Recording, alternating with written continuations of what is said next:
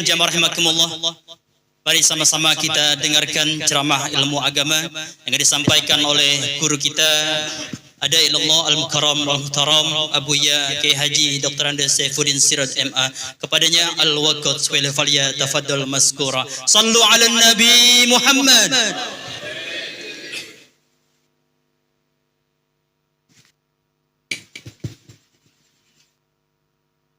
Assalamualaikum warahmatullahi wabarakatuh.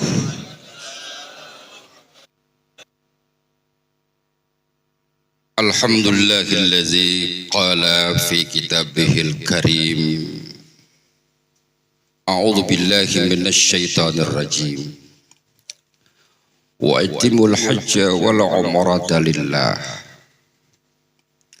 wassalatu wassalamu ala asyrafil anbiya'i wal mursalin sayyidina wa habibina wa syafi'ina wa maulana Muhammadin wa ala alihi wa sahbihi ajma'in wa man tabi'ahum bi ihsanin ila yaumiddin, amma ba'd. Ya hadratal mukarramin, para alim ulama, para asatid yang diberi kesempatan oleh Allah hadir di majelis ratib umroh atau walimatus safar Ustadz Junaidi. Tentu ini merupakan satu penghargaan dari Allah Subhanahu wa Ta'ala kepada keluarga ini. Kita alhamdulillah bisa hadir menyaksikan dari dekat. Pak Ustadz Ahmad Maulana Askom yang saya banggakan, alhamdulillah ada di kita Pak yang menjadi penolong untuk melaksanakan ibadah, terutama ibadah haji, ibadah umroh. Coba kalau nggak ada kita kemana? Karena dekat jadi gampang, yang sulit jadi mudah. Bapak-bapak sekalian jamaah pengajian malam Rabu, saya juga tahu setiap malam Rabu kadang-kadang Ustaz Junaidi, Pak saya mau hadir dulu, hadirlah Ustaz Ahmad. Habis hadir dia cepet-cepet, karena malam Rabu kita masih bangun gadung jus, langsung berangkat, rajin orangnya.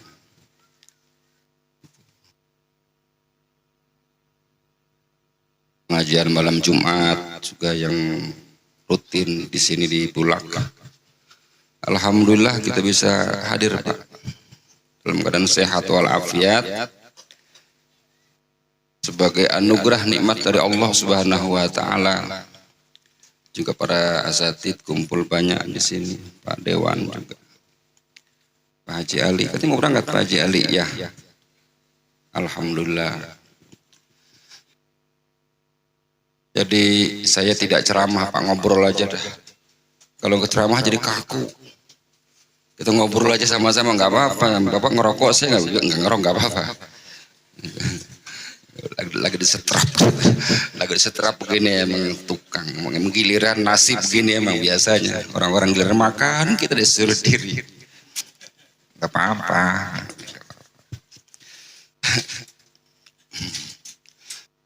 Bapak sekalian yang saya muliakan, banyak sebetulnya yang harus kita ungkap, karena setiap perintah Allah di dalamnya mengandung hikmah. Dan setiap larangan Allah tanpa kecuali mengandung madorot.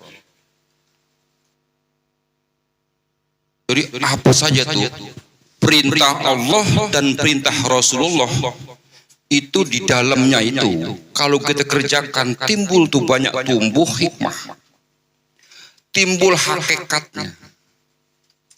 Kalau kayak singkong mah batangnya dua dengan batang satu berbeda. Kalau batang satu paling juga 2-3 biji, tapi kalau batangnya 4 tuh singkong, bawahnya banyak banget itu.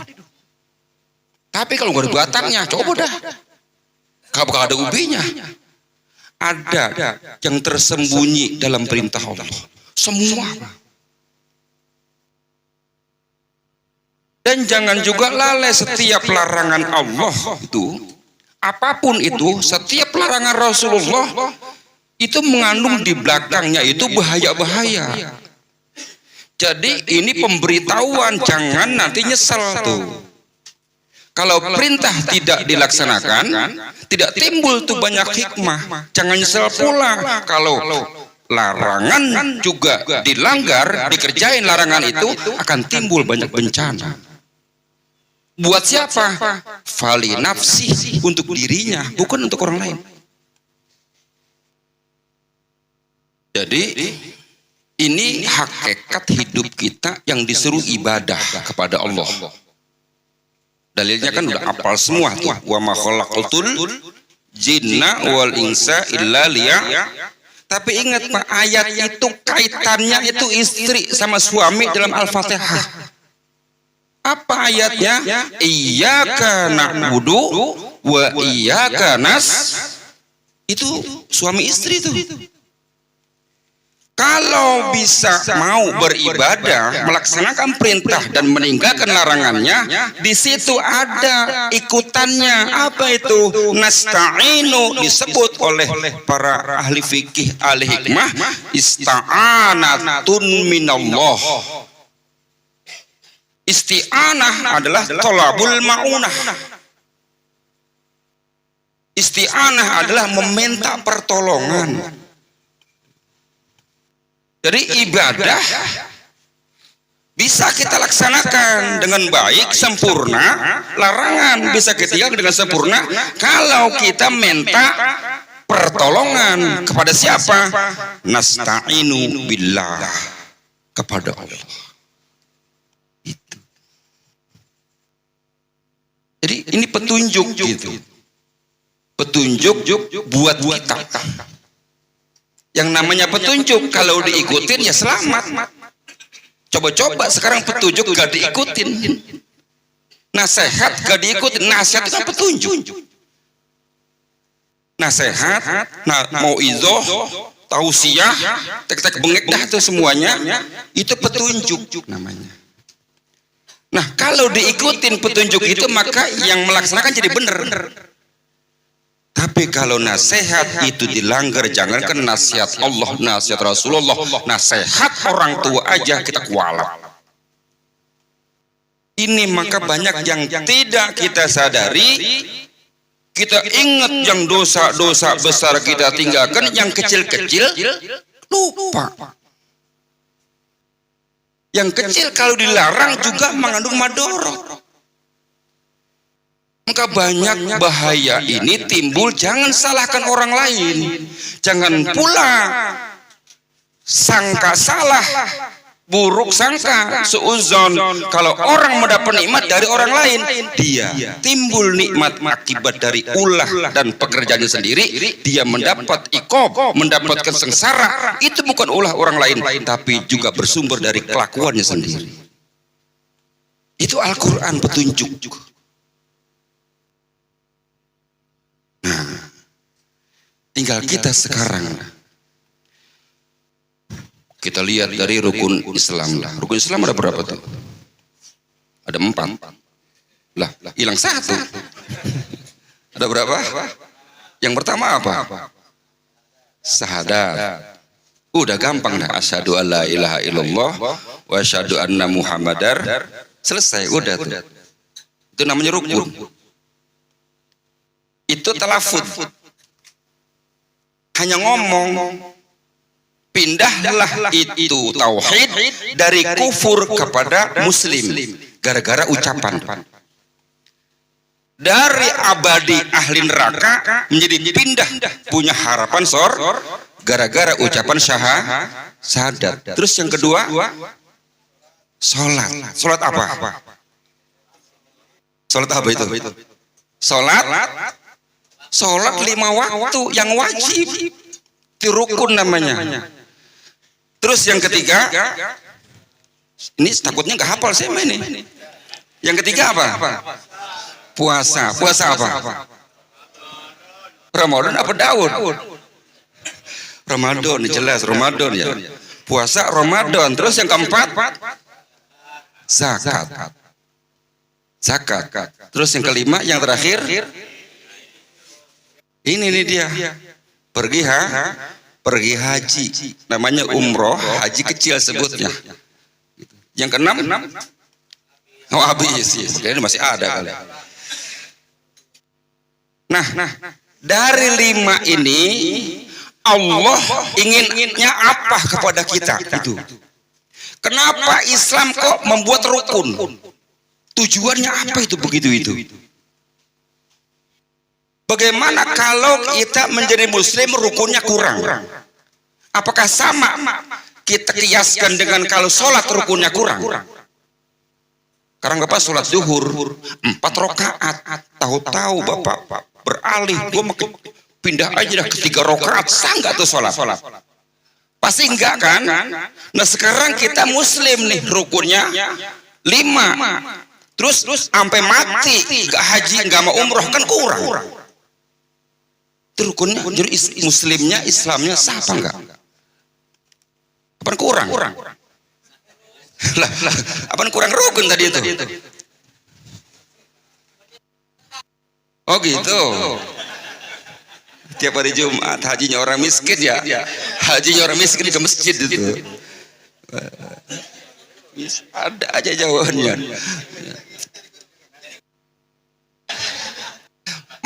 Makanya ayat yang mewajibkan haji sama umroh satu ayatnya. Apa di sana? Manis tato'a ilaihi, kalau itu jadi kalau nggak mampu gugur gitu. Haji betul. Umroh kalau nggak mampu gugur. Haji kalau nggak mampu gugur. Jadi orang yang tidak mampu rukun Islamnya berapa? 4 yang nggak mampu. Yang mampu 5. Orang miskin rukun Islamnya 4 karena tidak mampu. Kan kalau mampu lah, karena nggak mampu berarti rukunnya kejelas itu. Oh ya, kagak kasih begitu, nggak boleh nama. Masih kukuh baik. Itu yang bilang bukan Nabi, yang bilang bukan Rasulullah, Allah sendiri begitu. Kalau memang tidak mampu ya udah gitu. Seperti sholat juga. Sholat kita berdiri wajib apa sunnah? Berdiri. Lah yang nggak mampu berdiri itu jadi sunnah berupa. Yang penting sholat. Wajib enggak orang yang sakit sholat? Wajib. Tapi kan puyeng kalau berdiri. Apakah hilang dengan puyeng wajibnya? Tidak. Bisa diringanin, bari tiduran nggak apa-apa. Jadi nggak ada yang sulit. Pertanyaannya begini, kenapa kok nggak boleh ditinggalkan itu aja? Itu sholat nggak boleh ditinggalkan walaupun itu sakit. Orang yang nggak punya tangan 2, sumpung, nggak punya kaki 2, sumpung, badan doang apalah, wajib nggak sholat? Itu dia nggak punya kaki, nggak punya tangan, sholatnya bagaimana? Udah kayak entuk. Ugat. Tapi hukumnya tetap apa? Kemudian hukumnya membolehkan karena lo nggak punya 2 kaki, nggak punya 2 tangan, kemudian nggak wajib sholat? Tidak, tetap wajib wajib, nggak ada perkecualian. Mau mampu, mau enggak, mau miskin, mau kaya, kalau sholat mah wajib. Jadi pertanyaannya kenapa wajib?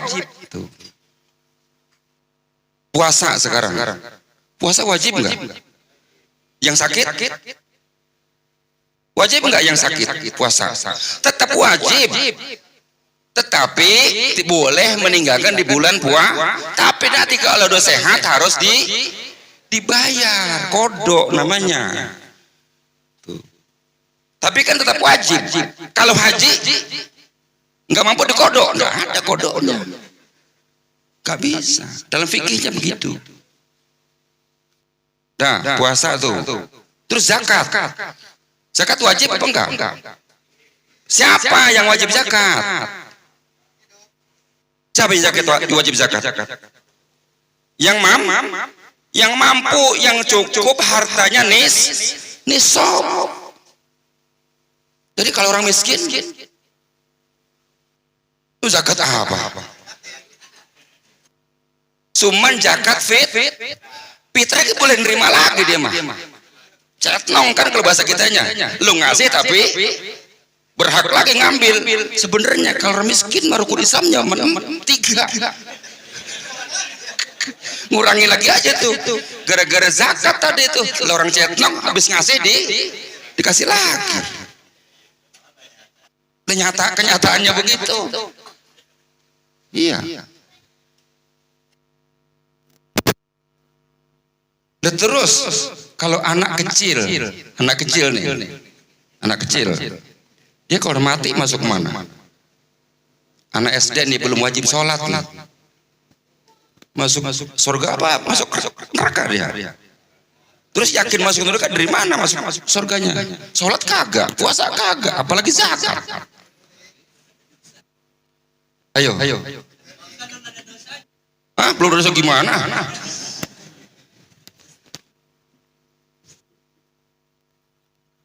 Terus kalau anak orang kafir gimana? Masuk Islam, masuk Kristen, yang orang Kristen, orang Buddha, yang masih kecil tuh, dagang sacapi dari Payangan. Ustaz RW. Udah selesai RW-nya. Iya. Ini ya, Pak. Jadi kalau anak kecil yang belum wajib, syariat kena syariat agama, menurut fikihnya semua amal ibadah yang dia laksanakan sebelum balik itu pahalanya buat orang tuanya. Dia dijamin oleh Allah masuk surga. Walaupun belum sholat. Karena dia belum balik. Karena salah satu wajib melaksanakan syariat harus akil balik. Ini masih fikih tatarannya nih. Masih fikih nih. Fikih itu syariat yang kelihatan aja. Yang kelihatan. Nah, saya ingin membongkar yang tidak kelihatannya melalui satu pertanyaan, kenapa wajib itu? Kenapa Allah mewajibkan sholat? Kenapa Allah mewajibkan zakat? Kenapa Allah mewajibkan puasa? Kenapa Allah mewajibkan haji? Jawabannya adalah sibghatallah wa man ahsanu minallahi sibghah wa nahnu lahu abidun. Sibghah itu apa? Kalau kita dulu punya celananya putih, udah rada coklat, sekalian aja gua wantek sama hitam. Itu namanya sibghah. Dicelupkanlah celana putih yang coklat itu ke wantek namanya ya, ke wantek yang hitam. Jadi warnanya hitam, hilang nodanya. Kalau pengennya merah ya merah. Kalau pengennya hijau ya hijau wanteknya. Tapi sibghatullah adalah muslim. Sibghahnya Allah kita dicelup. Dicelup melalui syahadat yang pertama, masukin bleng. Dicelup lagi melalui sholat. Supaya apa? Sebelum masuk warnanya coklat, supaya setelah keluar warnanya beda. Itu namanya wantek. Sebelum sholat adalah kita bernilai 0. Setelah sholat harusnya jangan bernilai 0, harus berubah. Kalau diwantek kemudian yang kita wantek tadi putih coklat kita celup pun ke warna hitam jadi coklat lagi, yang salah di mana? Nah, wanteknya hitam, celana putih coklat tercelupin, mestinya kan keluarnya ini kenapa jadi tetap coklat? Kan direndam, wanteknya kurang ya.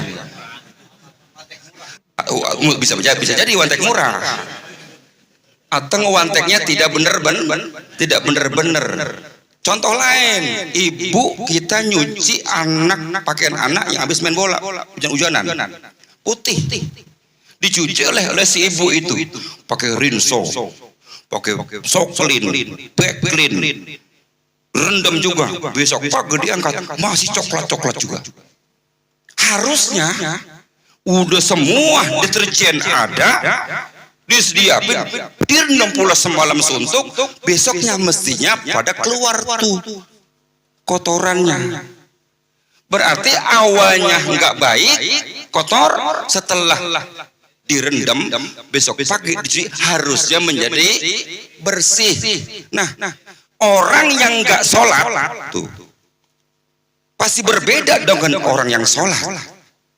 Karena dia masuk sibgot Allah, masuk celupan Allah dalam sholat. Sholat itu apa?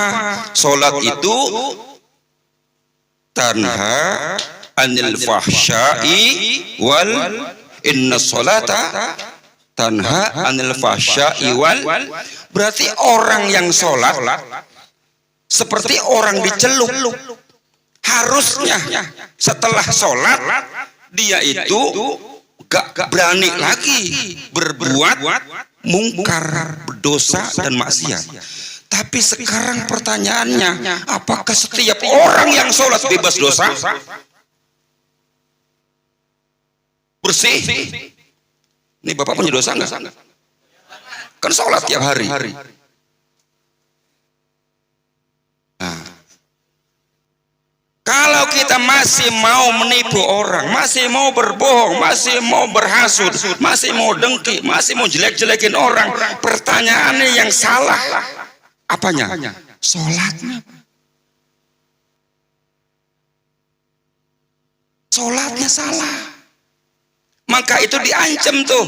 Fawailul lil musallin alladzina hum an sholatihim, diancam. Lu sholat bener, tapi sholat enteh lalai masalahnya, maka sholat enteh gak diterima. Masalah kakum fi sakor, kenapa kalian kok dimasukkan neraka sakor? Lam nakum minal musol, kami dulu nggak sholat. Kalaupun sholat sahun. Ini yang sholat sahun, apalagi yang nggak sholat. Sibgohnya nyelup muanteknya kagak bener. Berarti kita masuk tuh Pak. Syahadat sibgoh, sholat sibgoh, puasa juga sibgoh. Tujuannya apa tadi puasa itu? Haji juga sibgoh, tujuannya apa? Umrah termasuk sibgoh Allah, tujuannya apa? Sebelum haji bagaimana dia, setelah haji bagaimana pula. Kemudian kalau sebelum haji begitu, setelah haji begitu pula, sibgoh berangkat hajinya kagak bener. Dulu sering jelek-jelekin orang, sering ngebohongin orang, sering hasut, sering dengki. Berangkat haji, pulang dari berangkat haji, pakai kopiah putih, pakai jubah putih, tapi omongannya tetap kotor, tapi kelakuan jelek. Yang salah apanya? Ibadah hajinya di sana dia tidak benar. Sholatnya enggak benar. Puasa banyak yang puasa. Kamin so'emin laisa lahu min syamihi illal ju'u wal. Banyak orang puasa tapi enggak dapat pahala puasa, cuma dapat haus sama lapar. Kenapa? Salah puasanya, salah hajinya, salah umrohnya. Jadi enggak ada manfaatnya. Ini yang tersembunyi dalam perintah Allah fikih. Fikih syariat tapi hakikatnya di bawah. Kita berbicara biasanya dalam tataran yang zahir. Wah, pakaiannya, udengnya udah kayak tampah. Ya, sorbannya panjang-panjang, jembros, wah luar biasa. Dilihat dari kacamata kasat, oke, nggak apa-apa, baguslah itu, bersih. Wah, mobilnya, pakaiannya, penampilannya, wah. Tapi Allah bukan itu yang aku nilai. Yang aku nilai adalah ruhmu dan kelakuanmu. Omongnya bagaimana? Akhlaknya bagaimana? Jadi yang mahal tadi bukan pohonnya. Yang mahal pohon.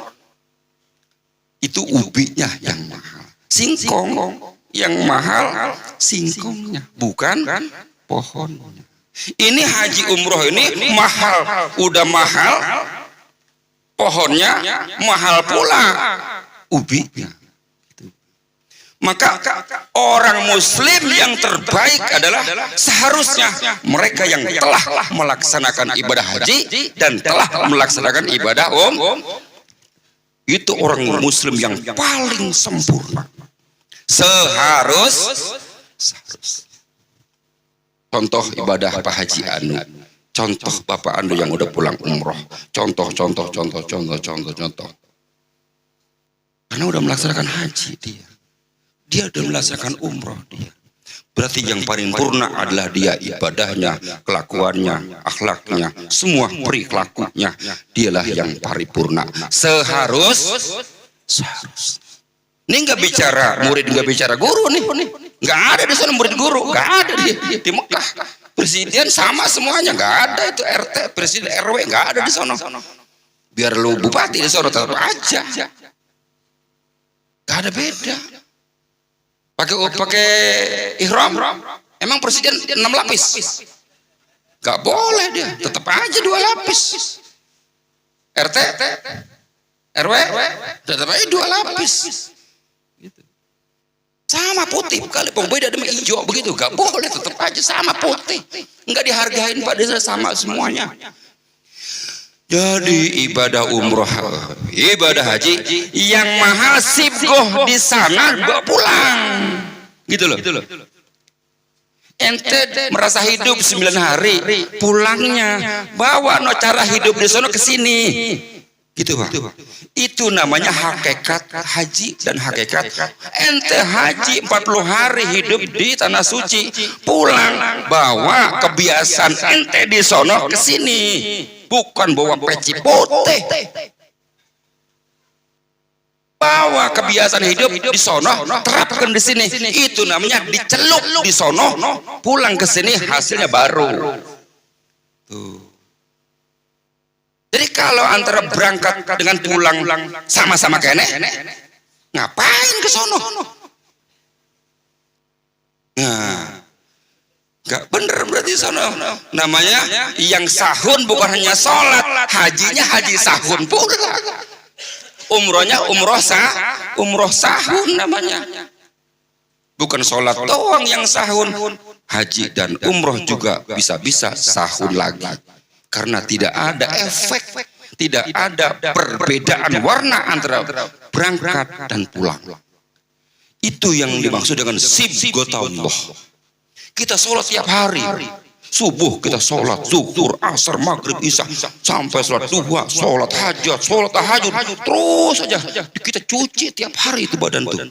Tapi kalau kemudian setelah sholat tetap nipu, tetap gunjing, tetap menjelek-jelekin orang, tetap menghina orang, tetap busuk mulutnya, kelakuannya nggak boleh. Buat apa mandi kagak bersih-bersih? Mandi tiap hari tetap aja bau. Sabunnya ganti yang mahal-mahal, pulang dari kamar mandi tetap aja bau. Kagak bener nih mandinya. Gosokan apa? Makanya syaratnya cuma 2. Syaratnya cuma 2 agar ibadah diterima, nggak banyak-banyak. Itu yang ada di ujung surat Al-Kahfi, Pak. Siapa yang hafal? Siapa yang hafal? Ada? Faman kana yarju liqa'a rabbih falyamal amalan sholiha. Pertama, yang kedua, wala yusyrik bi'ibadati rabbih ahada. Cuma dua syaratnya. Apa yang dimaksud amal soleh? Yang dimaksud amal soleh adalah perbuatan ibadah kita plak ngejiplak nurut apa yang diajarkan oleh Rasulullah Shallallahu Alaihi Wasallam. Namanya amal soleh. Sholat amal soleh, karena cara sholat kita seperti Rasulullah. Puasa amal soleh, zakat amal soleh. Semua amal-amal yang sunnah perintah Rasulullah kita laksanakan. Klop, copy paste apa yang diajarkan oleh Rasulullah, itu namanya amal soleh. Yang sunnah, yang mubah, itu amal soleh. Yang wajib, yang azimah, amal soleh. Tapi amal soleh gak diterima kalau dia musyrik. Itu artinya tidak ikhlas. Ada tujuan lain di ibadahnya. Tujuan ibadahnya bukan kepada Allah, tapi kepada lainnya. Sholat, tapi tujuannya supaya pengen kaya, ya salah. Puasa tujuannya pengen sehat, salah. Tujuan puasa adalah lillahi ta'ala, karena perintah Allah. Haji karena perintah Allah. Umroh karena perintah Allah. Jangan diembel-embeli dengan kemusyrikan. Tujuan niat ibadah bukan hanya kepada Allah, tadi kepada yang lainnya. Murni saja lillahi ta'ala. Adapun lain-lainnya akan muncul bila diterima. Tuh, kalau nggak diterima nggak akan muncul. Dua, wa ma umiru illa liya'budullah mukhlisina lahuddin. Ikhlas. Innamal a'malu binniyat. Itu kan ikhlas, bicara ikhlas. Jadi ibadah tidak akan diterima kalau tidak ikhlas. Itu bukan kayak ngasih kemudian ngarepin, bukan. Yang dimaksud ikhlas itu tidak musyrik. Yang dimaksud tidak musyrik, tidak mengharapkan dari pelaksanaan kewajibannya selain lillahi ta'ala wa biwajhillahi ta'ala. Makanya fawalli wajhaka syatral masjidil haram, yang menjadi kiblat hidup kita setiap detik harusnya hanya Allah. Diingatkanlah tiap hari 5 kali, inna sholati wa nusuki wa mahyaya wa mamati lillahi. Udah bener ngomongnya, lafadznya udah bener, lillahi ta'ala, bukan li yang lain. Karena Allah, bukan karena yang lain. Mengapa sholat? Perintah Allah, selesai. Ini perintah Allah. Alhamdulillah saya bisa melaksanakannya. Yakin itu ada isti'anatum minallah, pertolongan dari Allah. Karena iyyaka na'budu wa iyyaka nasta'in, nempel Pak, itu satu ayat. Jadi nggak mungkin bisa ibadah Pak kalau nggak ada isti'anah, kalau nggak ada pertolongan Allah. Banyak yang minta pertolongan Allah tapi nggak dikasih. Tidak semuanya tolak, tidak semuanya doa dikabul oleh Allah. Tapi dibungkus itu hadis, semua doa pasti dikabul, cuman grade dikabulnya berbeda-beda. Rasulullah doanya langsung dikabul karena nggak punya dosa. Bicara kita yang banyak dosa, dikabul tapi doa 40 tahun yang lalu. Doa 3 tahun yang dikabul lambat. Doa 1 tahun yang lalu. Gak ada doa kita sekarang.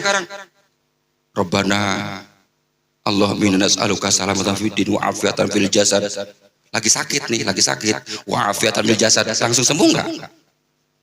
Sakit kene. Padahal doanya, ya Allah berikan kesehatan. Tapi Rasulullah doanya langsung dikabul. Kita ini enggak langsung dikabul, tapi dikabul, cuman lama. Gara-gara dosa banyak.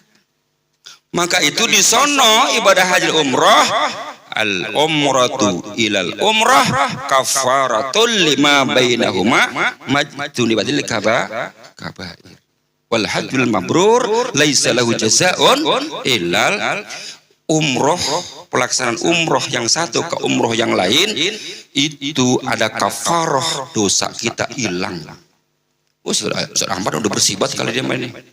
Orang tiap tahun, tiap udah bulan berangkat sono merem. Kalian itu masih ngerasa punya dosa baik, apalagi kita ini. Iya. Jadi dosa baik. Jadi kesana tujuannya apa tadi? Menghilangkan dosa.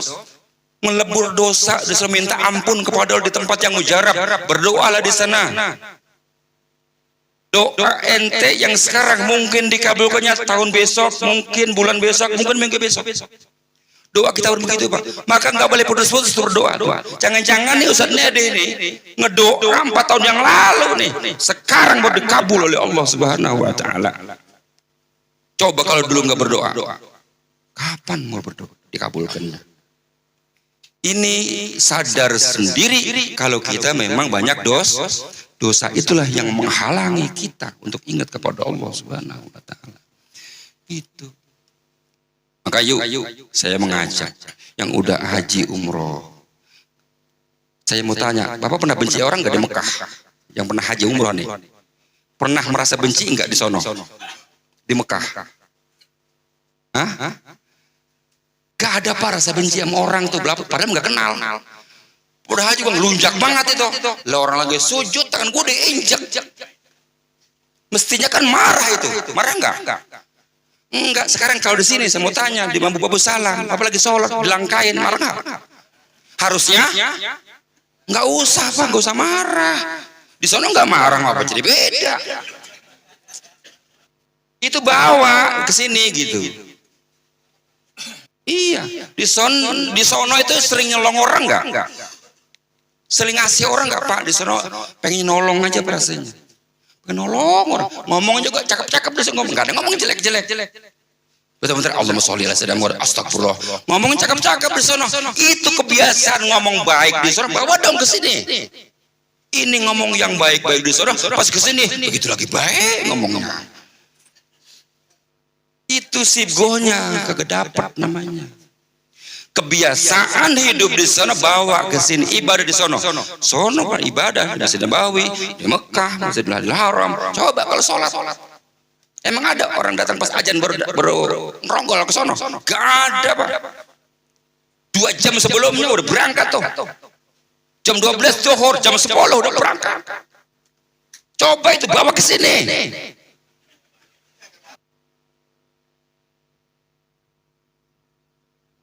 Iya kan? Atau dikit lah gitu. Kemarin sebelum umroh berangkatnya setengah jam.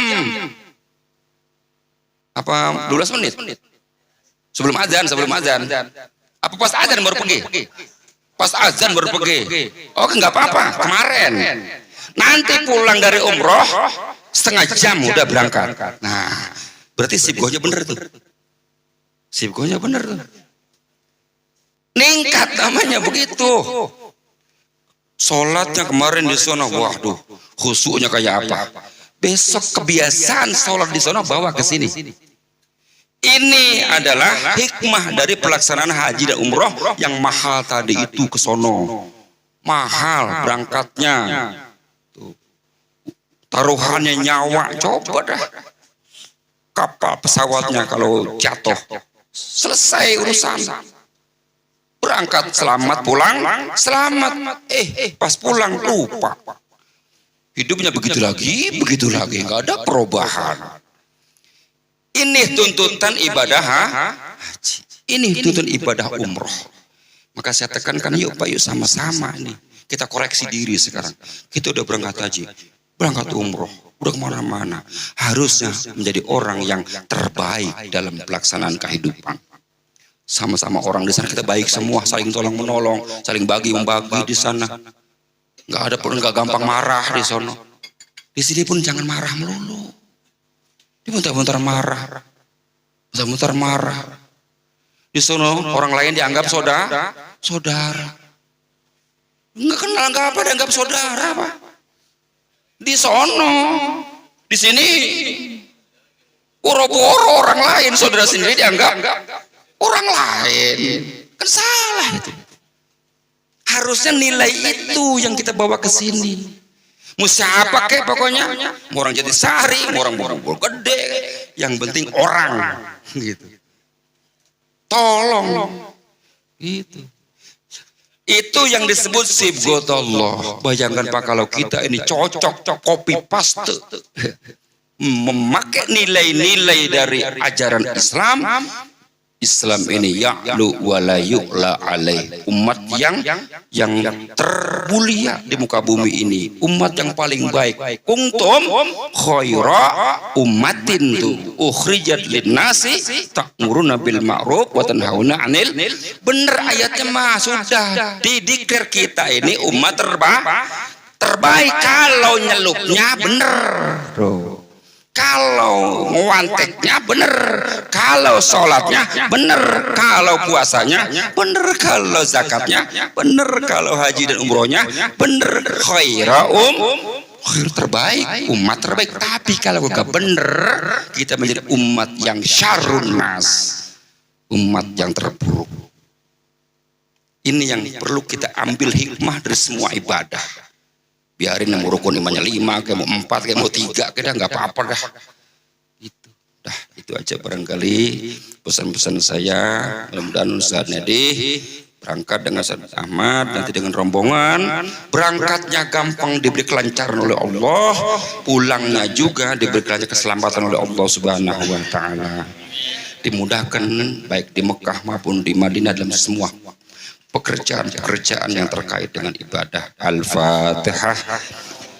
A'udzubillahi minasyaitonirrajim. Bismillahirrahmanirrahim. Alhamdulillahirabbil alamin arrahmanir rahim maliki yaumiddin. Iyyaka na'budu wa iyyaka nasta'in. Ihdinas siratal mustaqim. Siratal ladzina an'amta 'alaihim ghairil maghdubi 'alaihim waladdallin. Allah ya Rabbal Alamin. Kurang lebih saya mohon maaf. Wallahu muwaffiq wa aqimut Wassalamualaikum warahmatullahi wabarakatuh.